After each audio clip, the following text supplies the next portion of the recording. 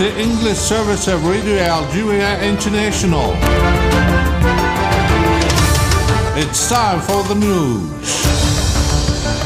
The Communication Minister Mohamed Lagheb has affirmed here in Algiers that all conditions were met to welcome Algeria's guest, who will participate to the 7th summit of the Gas Exporting Countries Forum, scheduled tomorrow, February 29th until March 2nd, welcoming the role of the national press in supporting and covering the event. The permanent representative of Algeria at the UN, Amar Benjama, has underlined at the UN Security Council meeting that the situation in Gaza was serious and the treatment suffered by the Palestinian people by the Israeli occupying forces is simply inhumane.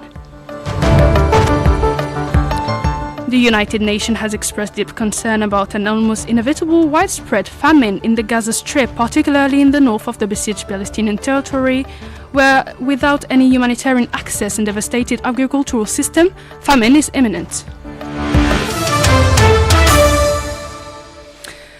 Those were the major developments. Now the full news edition. Good afternoon. Prime Minister Nadir Abawi has chaired a meeting of the National Consultative Council for Export Promotion devoted to presenting the process of developing non-hydrocarbon exports over the past period and examining several measures and proposals for implementing the guidelines issued by the President of the Republic, Abdelmajid Tebboune.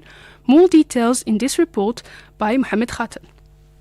According to a press release from the Prime Minister's office, these instructions concern supporting the positive momentum of Algerian exports to the various international markets as part of a forward-looking medium-term approach. The Council also examined the elements of national policy aimed at reinforcing the gains made, particularly with the qualitative leap achieved in recent years in non-hydrocarbon exports, while insisting on continuing efforts to maintain this upward trend by supporting the contributions of a number of promising sectors to the diversification of the national economy. These include, notably, the industrial, pharmaceutical and agricultural sectors, the agri-food industry and petroleum and mining products. The Council also discussed the development of the action of the mechanisms and bodies involved in supporting economic operators both within the country and abroad, the press release added. In addition, the Council examined ways of supporting and developing service exports, which should contribute qualitatively and quantitatively to achieving the objectives set in terms of building the knowledge economy. As part of its approach to communicating with economic operators active in the export field, the Council heard a series of proposals aimed at addressing certain concerns and difficulties hampering export activity, the press release concluded. Now, the Communication Minister Mohamed Lagheb has affirmed here in Algiers that all conditions were met to welcome Algeria's guest, who will participate in the 7th Summit of the Gas Exporting Countries Forum GECF, scheduled tomorrow, February 29th until March 2nd, welcoming the role of the national press in supporting and covering the event. Accompanied by the advisor to the President of the Republic in charge of the General Directorate of Communication, the Minister inquired at the Abdelatif Rahel International Conference Center, where the summit will be held, about the latest preparations and resources mobilized of this important international event, and inspected the television and radio studios, the editorial and editing rooms and other equipment of the center, welcoming in this context the efforts made for the success of the summit. According to the Minister, more than 6 televisions and radios and studios have been set up and numerous services made available to journalists, including nearly 150 computers and numerous editing equipment. Mr. Lagheb also underlined that the Algerian media have been supporting this summit in a remarkable manner for more than 2 months by inviting numerous experts to hold seminars, conferences and interviews.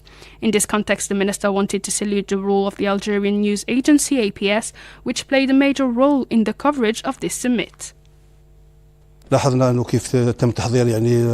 have prepared more than 6 television and radio studios, along with all the services necessary for the work of journalists. The preparation is great, and as you know, the various Algerian media have accompanied this summit for more than 2 months with outstanding media coverage by inviting numerous experts, organizing several conferences, forums and interviews. The Algerian radio alone has dedicated more than 300 hours of broadcasting to this summit. Likewise, the National Television has deployed numerous correspondents abroad. For their part, the Algerian Press Agency and the International Press Center have played an important role in highlighting the importance of this summit.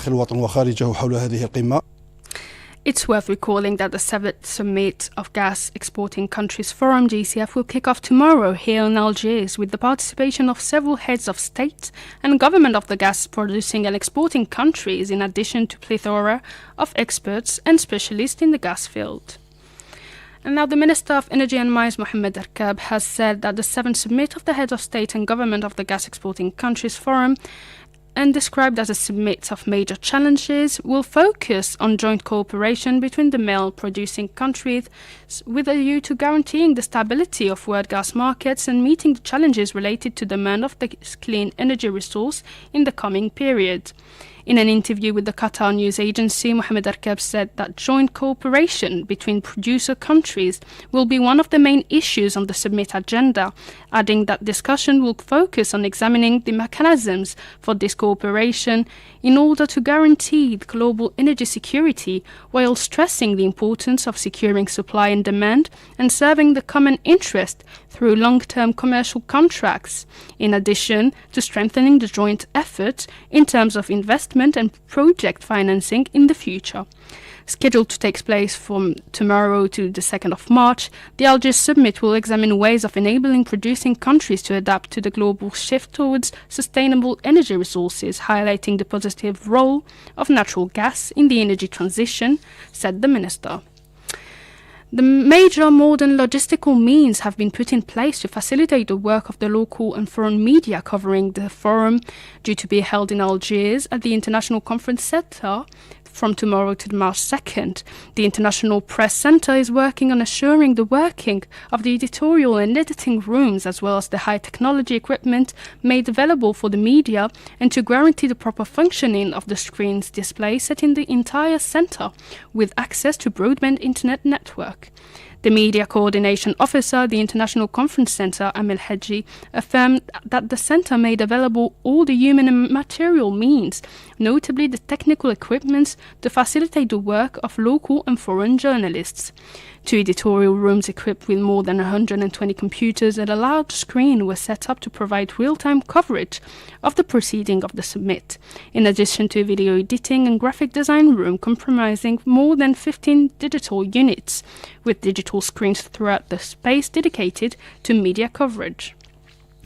And now, on the second day of his visit to the 6th Military Region in Tamanrasset, the Chief of Staff of the National People's Army General Said Shangriha supervised a tactical exercise with live ammunition entitled Hoga Storm 2023-2024, carried out by units from the operational sector in Burj Badri Mukhtar, supported by units from various arms, the Ministry of the National Defense said in a statement. Prior to this, the Army General had received 2 briefings from the commander of the 6th Military Region and the commander of the Burj Badri Mukhtar operational sector, respectively, on the general concept of the exercise, the stages in this development, and the expected objectives. Then the Army General, accompanied by Major General Mohammed Erjouj, commander of the 6th Military Region, followed by the combat action carried by the units involved at the sector's firing and maneuvering range. These actions were characterized by a high level of professionalism throughout all the phases of the exercise and a high tactical and operational level, reflecting the combat skills of the personnel and unit commanders.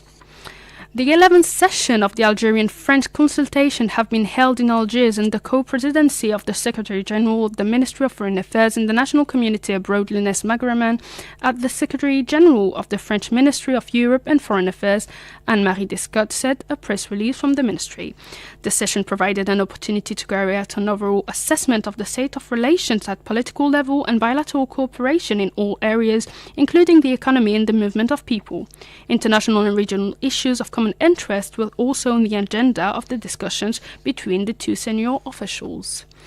And now the permanent representative of Algeria at the UN, Amr Benjama, has underlined at a UN Security Council meeting that the situation in Gaza is worsening and the treatment suffered by the Palestinian people by the occupying power is simply inhumane. He quoted the President of the Republic, Mr. Abdelmajid Tebboune, as saying that whoever enjoys food security enjoys dignity.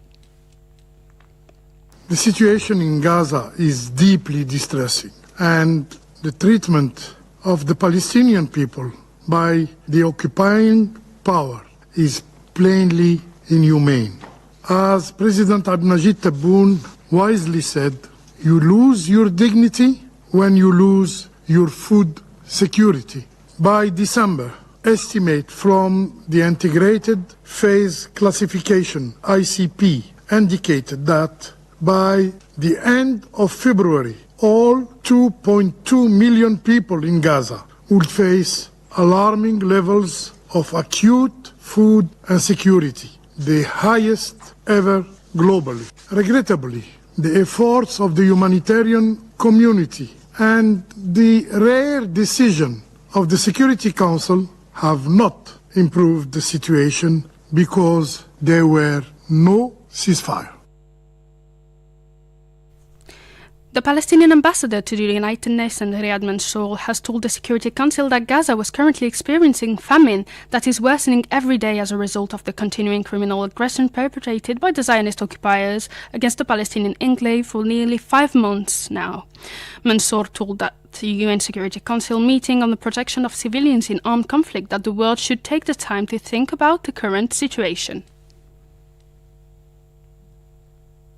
Nevertheless, we will keep knocking on the door, and we will continue to contribute from our side to reach the moment of having a ceasefire, to begin the process of attending to the wounds of our people and healing the situation in Gaza and rebuilding it.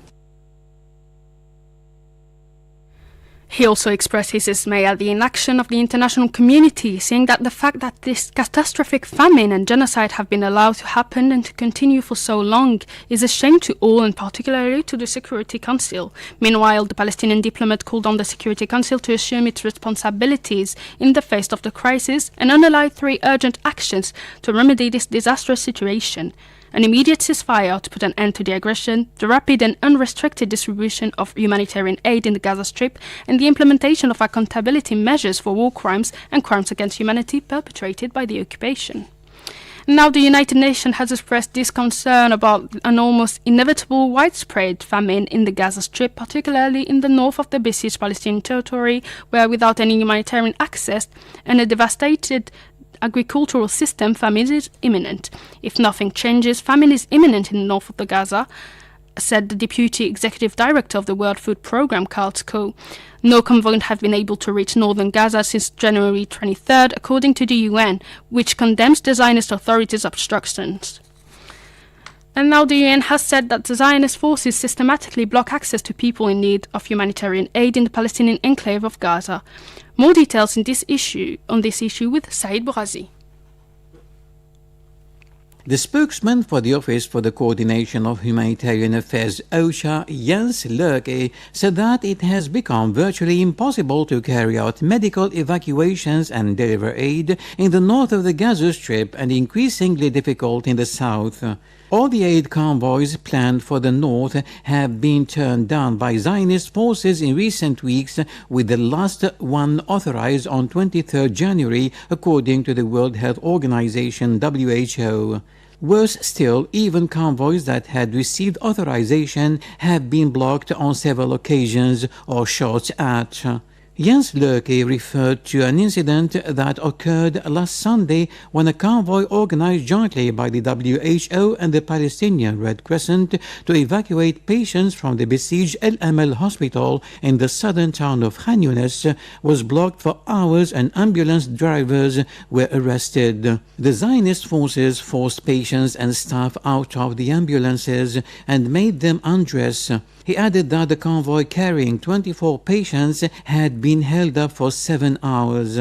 3 members of the Palestinian Red Crescent paramedical staff were arrested, although their personal details had been communicated in advance to the Zionist forces, said Jens Lerke, adding that only one of them had been released so far. This is not an isolated incident, he underlined. 8 convoys have come under fire and are being systematically denied access to those in need of rescue, Jens Lerke said, adding that this inadequate facilitation of aid delivery in the Gaza Strip means that humanitarian workers are exposed to unacceptable and avoidable risks of being detained, injured or worse.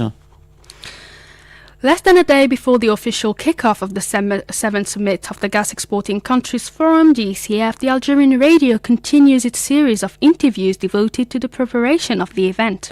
Today, Radio Algeria International made this interview with eminent professor at the University of El Oued and expert in international financial market, Gharbi Hisham. The 7th Summit meeting of the heads of state and government of the gas exporting countries. Algeria 2024. The Algerian radio is ensuring round-the-clock coverage of the Algiers Summit.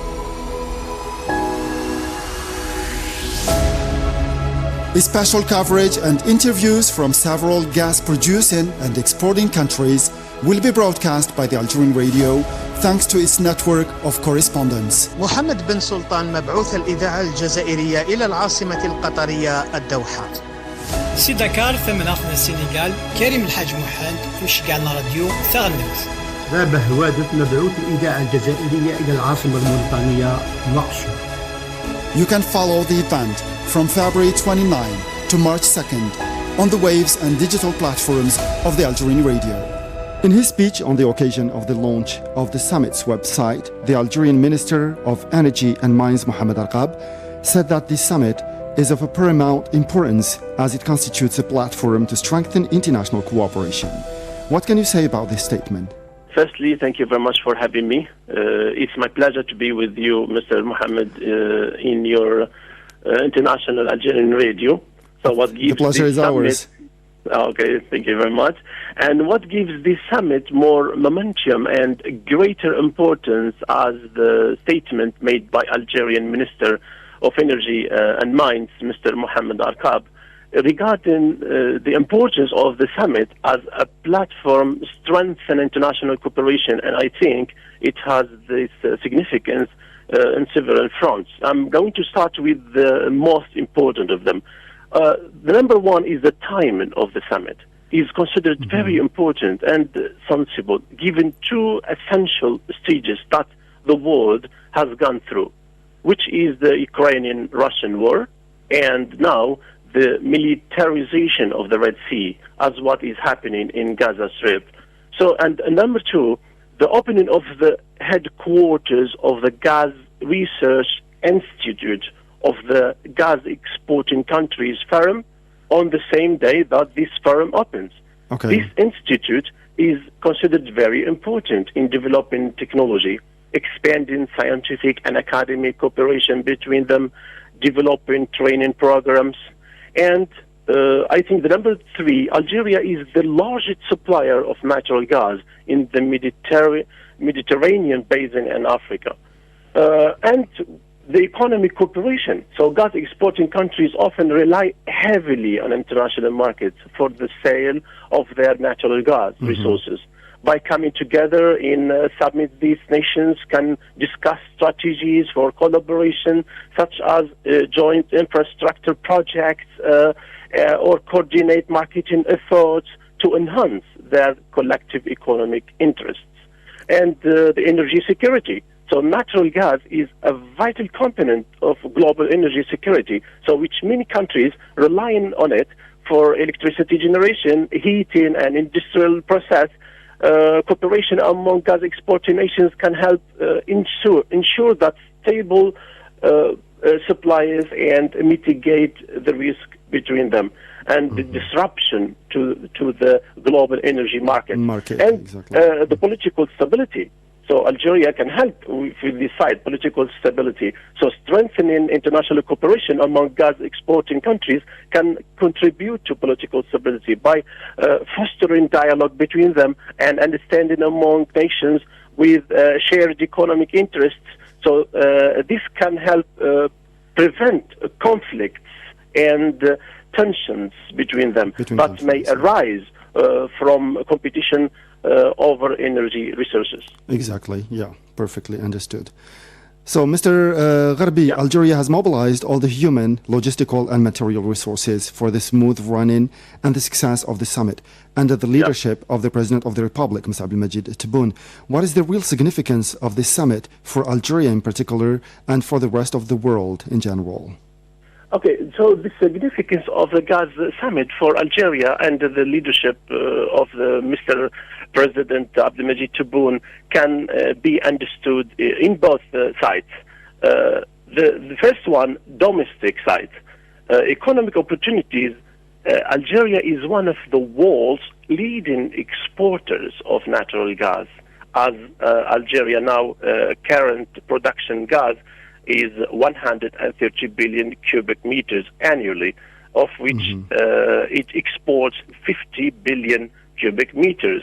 And Mr. President said we're going to export until 2028 100 billion cubic meters. So in the side of economic opportunities, Algeria is like to showcase its resources and attract investment in its energy sector by hosting and actively participating in the summit. Algeria can strengthen its position as a key player in the global gas market and potentially secure beneficial trade agreements with other participating nations. And diplomatic influence. So hosting a major international summit like the Gas Forum allows Algeria to enhance its diplomatic influence and stature on the world stage by demonstrating its ability to convene and facilitate discussions among gas exporting countries. Algeria can position itself as a mediator and a peacemaker in region and a global affairs, thereby increasing its geopolitical relevance. And in the side of energy security, for example, so the summit provides an opportunity for Algeria to engage in discussions about energy security and cooperation with other gas exporting nations by collaborating on issues such as infrastructure development, supply diversification, and technology sharing. Algeria can contribute to efforts to ensure stable and reliable energy supplies for both itself and the rest of the world. And the side, for example, the side of the rest of the world, the significance of the summit lies in its potential to foster greater cooperation and collaboration among gas exporting nations, thereby promoting energy security, economic development, for example, environmental sustainable investments in this site is very important now for all the rest of the world. Yeah, especially amid the volatility of the gas market. That is prevailing in the world. So, Mr. Gharbi, you have mentioned most of them, but what will be the main outcomes of the summit? Or in other words, the points of agreement among the participating countries? Yes. In fact, so global gas market, it's completely different, for example, from the oil market. For example, I think in this aspect, so this forum is completely different from OPEC, for example, Qatar, because oil prices are changed rapidly every day, whereas gas depends on long-term contracts that makes the big difference between the two cartels. If we say this forum is a cartel, I think it's completely different from, for example, OPEC cartel, but Algeria wants to make this forum maybe one of their decisions they are going to discuss about, maybe to make this forum an international organization. And maybe why not to make them in the future a cartel like OPEC, but in some another sites, not the sites of, for example, the side of production or the side of determining the price. Exactly. There are another sites we can work about. For example, the infrastructure investment. So the discussion at the summit may lead to agreements on investments in gas infrastructure, such as pipelines and liquefied natural gas, LNG, NLG, for example, imported infrastructure can enhance the flexibility and the efficiency of gas transportation, reducing, for example, disruption, market volatility, and reducing the risk of the market in the long term period. For example, gas exporting countries may use this summit to explore strategies, new strategies, how to work with the volatility in the spot market. Yes, we have the spot market because the spot market is the market where you can buy and sell gas in the same day. So not long term. So in the short term, yes, in the short term, yes, and the spot market, yes, we can work in this side. And this point in the spot market, and Algeria is